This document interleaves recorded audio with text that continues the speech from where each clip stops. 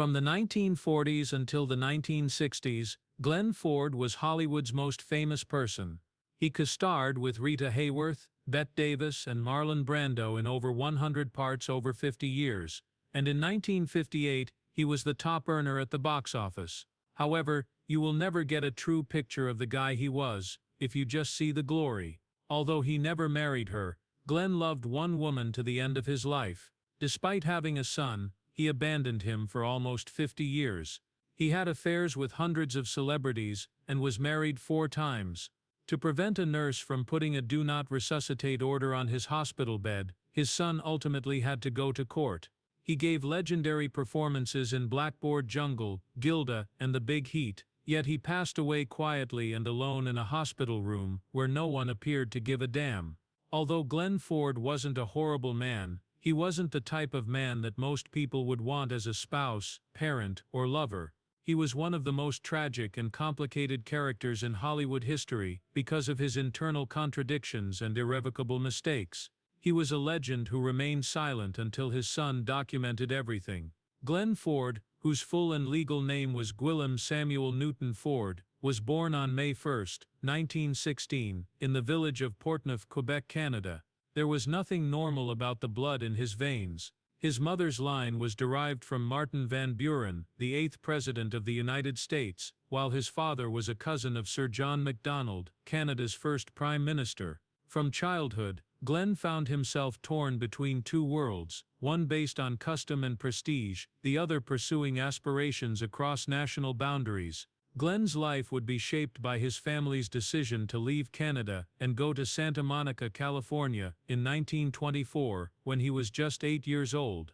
The Canadian-born boy made his theatrical debut there, under the Pacific Coast's golden sun. For the first time, Glenn experienced the allure of inhabiting someone else's story and changing into a different person during school performances at Santa Monica High School. Maybe he also learned how to conceal his own from that point on.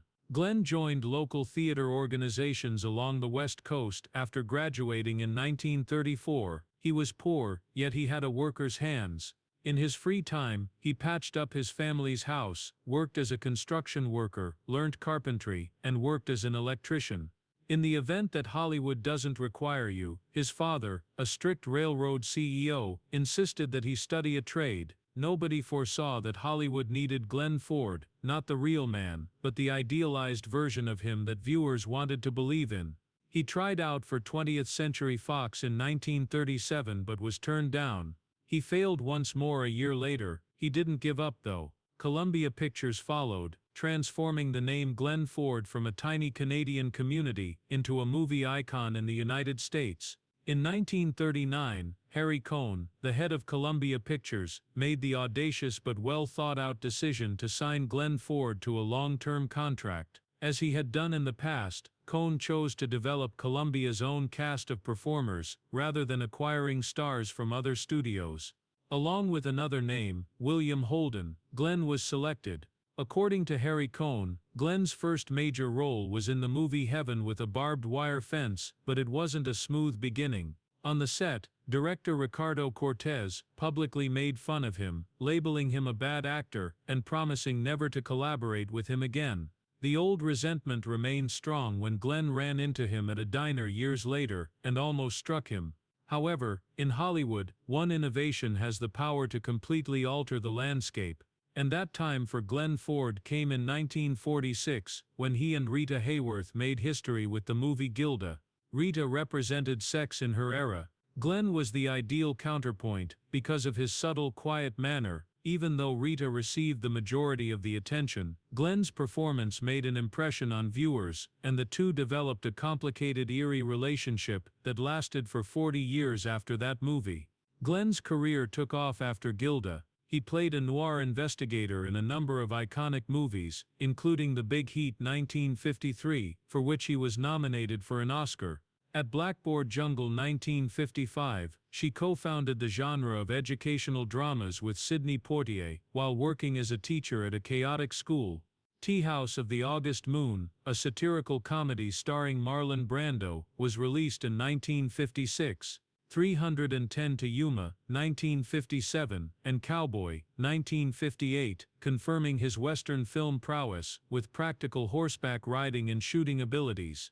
An uncommon distinction for an actor who shunned flamboyance and big controversies and always kept a cool, collected demeanor, Glenn Ford became the top box office star in America in 1958. With parts in Cimarron 1960, The Courtship of Eddie's Father 1963, The Rounders 1965, and Heaven with a Gun 1969, Glenn persevered through the mixed quality of the 1960s. He made the switch to television as the spotlight on film started to fade, and he continued to be successful into the 1970s, with shows including Cades County, The Family Holbeck, and Once an Eagle. His last notable performance was a brief but profoundly poignant cameo as Superman's adopted father Jonathan Kent in the 1978 film Superman.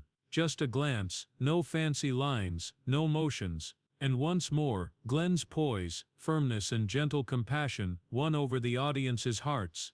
He played a few supporting parts in his later years, including in the 1979 film Day of the Assassin. However, everyone was aware Glenn Ford's heyday was over, and the shadows of unredeemed things loomed ahead of him. He never really forgiven himself, the lady he loved, and the son he once left behind. Many celebrities decided to support their country by selling war bonds or entertaining the troops when America joined World War II. Glenn Ford followed suit until he abruptly told the director, "I can't keep just playing a soldier," when filming Destroyer in 1943. He then enlisted in the U.S. Marine Corps Reserve as a volunteer. Hollywood was taken aback by the decision. The head of Columbia Pictures, Harry Cohn, was incensed. He was in the process of making Glenn the biggest star in the studio. Glenn, however, decided to go. Instead of merely playing a soldier on film, he wanted to be one. However, life did not provide him with a complete heroic arc.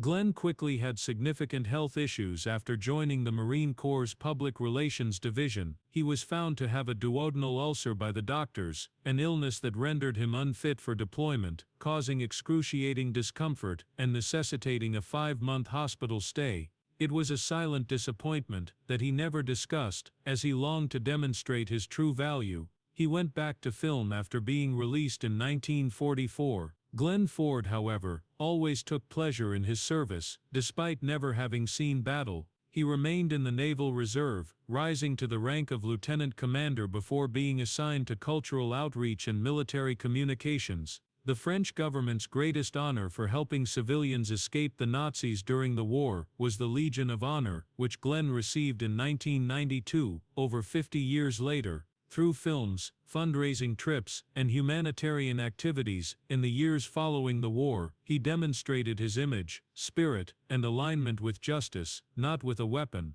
Glenn Ford lived the rest of his life with that soldier's code, even though he never fired a gun in combat. Responsible, calm, and occasionally too alone to seek assistance. Although the military acknowledged him as a committed serviceman in his private life, he was a man who was unable to maintain relationships. Admiration was sparked by his shine. But loved ones were also pulled away by that very brightness. And another tragedy began at that point. Silent, long-lasting, and deeper than any battleground. Love, marriage, and a father-son relationship that never fully recovered. Glenn Ford made his acting debut in the 1940 movie The Lady in Question, opposite a charming young actress. Her name was Hayworth, Rita. Neither of them was well known at the time. Even though they were just starting their careers, there was a natural synergy between them that went beyond their performances. It was a cinematic electricity that stayed on the screen in quiet and flickered in glances. They had both grown in both talent and feeling by the time they met again in Gilda, 1946, 6 years later. Gilda rose to fame, and an unnamed romance started between them. "I never saw Gilda as a movie," Glenn once remarked. It was a memory, and Rita, surrounded by fame and loneliness, found in Glenn something she had always lacked, quiet protection. But timing stood in their way.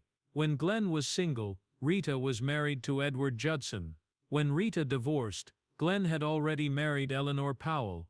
Then came her marriages to Orson Welles and Prince Ali Khan, were always out of sync, yet they never stopped finding their way back to each other. When Rita lived in her Beverly Hills home with her then-husband, screenwriter James Hill, she told Glenn that the plot of land next door had just gone up for sale. Glenn didn't hesitate. He bought it and built a new house, just steps from Rita's backyard wall. And then, just one day after Glenn moved in, Rita filed for divorce. No one said a word. Everything was understood. Glenn installed a small gate in the back fence so Rita could walk over any time without the press knowing. They had breakfast together, sunbathed by Glenn's pool, and lived like anonymous lovers in the heart of Hollywood. In 1972, Rita jokingly told the press, "Glenn is the best neighbor a woman could ask for." But behind that smile was a deeper truth. They were everything to each other, yet never truly each other's. Over the decades that followed, through countless other affairs, Glenn Ford never forgot Rita. He said every movie she appeared in was among his favorites, and that I loved her deeply, always. By 1981, Rita began to lose her memory. Doctors diagnosed her with early-onset Alzheimer's, a symbol of Hollywood beauty, of vivacity, was slowly forgetting everything including herself. Glenn didn't walk away. He quietly supported her, cared for her through her final stages. When Rita died in 1987 at the age of 68, Glenn was one of the pallbearers, walking slowly behind her casket. No speech, no tears, but everyone knew, within him, a silent ocean was breaking. No one ever knew exactly what happened between them over those 40 years. They never married, never lived under the same roof, but they were never truly apart. "A part of her will always live in me," Glenn once said in a documentary about Rita Hayworth's life. And to audiences perhaps that was the most beautiful and the saddest love story Hollywood ever kept hidden in the shadows. If Rita Hayworth was the woman Glenn Ford never married but loved with all his heart, then Eleanor Powell was the woman he married, but never truly loved the right way. In 1943, at a war bond fundraising party, Glenn, then serving in the military, met Eleanor, Hollywood's reigning queen of tap dance, a woman who had once outshone even her co-stars in MGM's grand musicals. Her strength, grace, and selfless heart captivated Glenn. Less than a year later they married. He still lived with his mother and she with hers. After the wedding, they moved into a 22-room mansion in Beverly Hills, a symbol of Glenn's rise from the working class, and also the place where Eleanor ended her artistic career. At 33, at the height of her fame, she gave up the stage, the audience, and the applause to become Glenn Ford's wife and the mother of their only child, Peter. Born in 1945, but for Glenn, then entering the golden years of his career, her devotion wasn't enough to keep him grounded.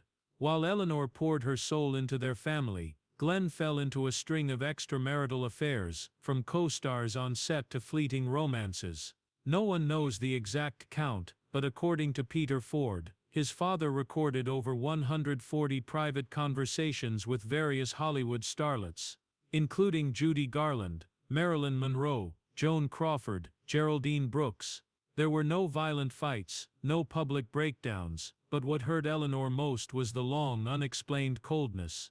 In that grand 3-story house, they lived in silent separate worlds. Eleanor lived upstairs.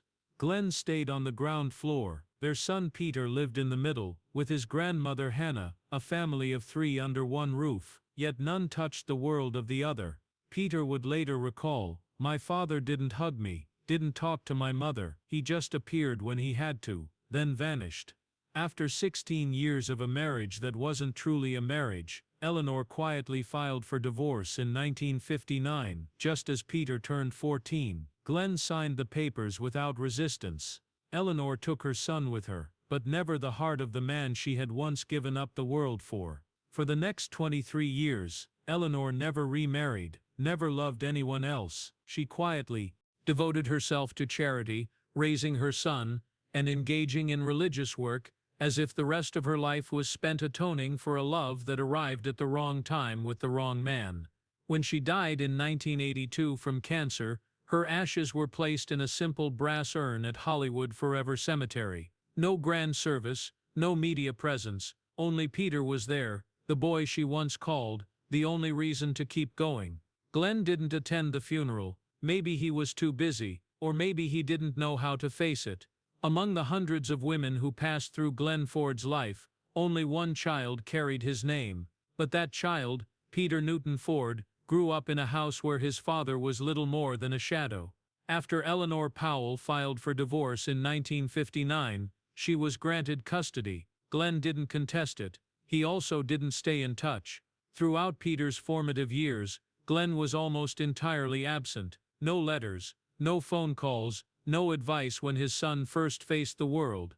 Peter once said, "He was my father biologically, but he wasn't there. My father loved women, loved his work, loved everything except being a father." Glenn sent a modest monthly support check, just enough to avoid being labeled irresponsible, but never enough to fill the void of an empty childhood. While he starred in films as courageous men and devoted fathers, Peter lived with his mother and grandmother, in a house where the past never quite rested. Even more bitter was the fact that Glenn and Peter often worked together, especially on the television series Cades County during the 1970s. But on set they were two colleagues, more distant than strangers. No hugs, no shared meals after filming, no proud glance from a father to his son. And then, time did what no one could stop. Glenn grew old. After a series of strokes, he lost the ability to walk. His memory began to fail. He needed a wheelchair and became completely dependent on others. It was during this period that he called Peter back, not as a son, but simply as someone he needed help from. But now, under one roof again, there were no longer separate floors, just a broken father and a son trying to make sense of his life, surrounded by the sound of medical machines and the fragments of a fading memory. Peter began asking, Glenn began telling, stories no one had heard. Affairs long hidden, fears never confessed, a life lived to the fullest, but never lived truthfully with the only person who called him Dad. In a later interview, Peter recalled, "For the first time, my father looked at me for a long time, then said, 'Do you remember when you were little?' And that's when I knew he was trying to make things right." Late but sincere. After Glenn's death, Peter published the memoir, Glenn Ford, A Life, 2011. Not to condemn, not to seek revenge, but to tell the story his father had chosen to keep hidden his entire life. A man once admired by the whole world, once loved by the most beautiful women, but in the end, he could only ask the son he had once abandoned to write for him 2 words he could never say for himself, understood. At the height of his fame, Glenn Ford was a man Hollywood deeply respected, but in his final years, he was no longer the Glenn Ford the public once knew. No more steady gaze, no upright posture, no sharp memory or warm grounded smile. After turning 70, Glenn began to suffer a series of strokes, each one more severe than the last. His nervous system deteriorated. His memories started to blur, and his body no longer obeyed him. Once a man who strode confidently across film sets, he now relied on a wheelchair, completely dependent on others. During this time, Glenn didn't live with his son, but instead with Pauline Kernan, a much younger private nurse hired for full-time care. But things soon turned suspicious. According to Peter Ford, his father completely trusted Pauline. Glenn had updated his will, leaving the majority of his estate to her, striking out nearly all family members. The breaking point came when Peter discovered that Pauline had placed a do not resuscitate DNR order outside Glenn's hospital room, despite Glenn still being lucid, communicative, and clearly wanting to live. Peter had to go to court, not to fight over money, but to fight for his father's right to stay alive. After the hearing, the DNR order was revoked, the care terms revised, and Pauline was removed as Glenn's medical proxy. It wasn't just a legal battle, it was the final confrontation between a son and the looming shadow of a father who had been emotionally distant his entire life.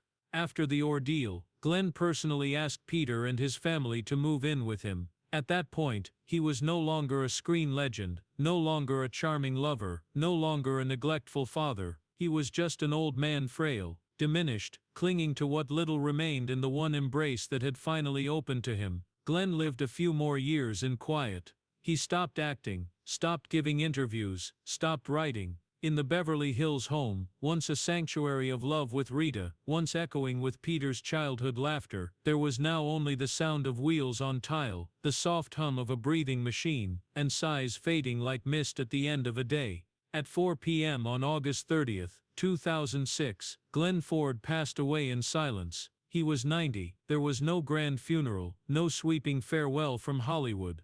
But by personal request, the ashes of his beloved dog, Bismar, the loyal four-legged companion, who had always slept by his bedside, were buried with him at Woodland Cemetery in Santa Monica. Peaceful ending, but not a light-hearted one, because to the audience, he would always be a symbol, but to himself, his entire life may have been a long journey in search of one thing: forgiveness. From the women he loved, the son he left behind, and the man he never fully made peace with.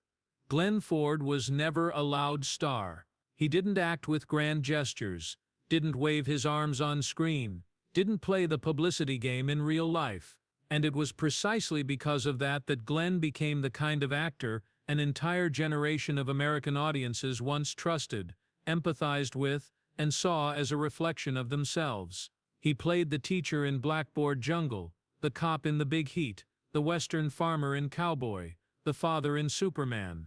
In each role, he didn't overwhelm the audience. He made them feel close, safe, and quietly heartbroken when he failed. Critics once called Glenn Ford the ordinary man in extraordinary circumstances. He wasn't Clark Gable, nor was he Marlon Brando or James Dean, but he was Glenn Ford, the scene partner everyone wanted to work with, the kind of man every viewer believed was real. Over a career that spanned more than 50 years, Glenn Ford starred in over 100 films, across nearly every genre: film noir, Gilda, The Big Heat, social drama, Blackboard Jungle, The Doctor and the Girl, westerns, 310 to Yuma, The Fastest Gun Alive, Jubal, comedies, The Tea House of the August Moon, The Courtship of Eddie's Father, and even superhero films, Superman, the movie, 1978. In 1958, he was the #1 box office star in America, a title few actors held for more than a year. He held it for 4, but the bitter truth is not many remember Glenn Ford today. There's no towering tribute on Hollywood Boulevard, no grand memorial after his death, no revival campaigns for his classic films like those devoted to Humphrey Bogart or John Wayne. In one interview, Peter Ford said, "My father was incredibly famous until he died. And then within months, his name faded from Hollywood conversations." Perhaps it was because Glenn never courted controversy. No scandals, no public meltdowns, no tragic end like so many other icons. Glenn Ford left this world the same way he lived in it, quietly, steadfastly, and without begging to be remembered. And it's that very quality that makes him worthy of remembrance, because his legacy doesn't lie in statues or ceremonies. It lives in every scene where he didn't act, but simply existed, a lingering glance, a restrained line, a man who was never perfect, but achingly, hauntingly real. Glenn Ford never tried to become a legend. He didn't fight to be remembered, didn't step onto the stage to dazzle, and never used his pain to manipulate public attention. And yet that's exactly why he became one of the hardest artists to forget. Once you sit quietly and look behind the curtain, his life was a series of contradictions between love and distance, between light and shadow, between the man admired by the public and the man his family never fully understood. He loved one woman for 40 years,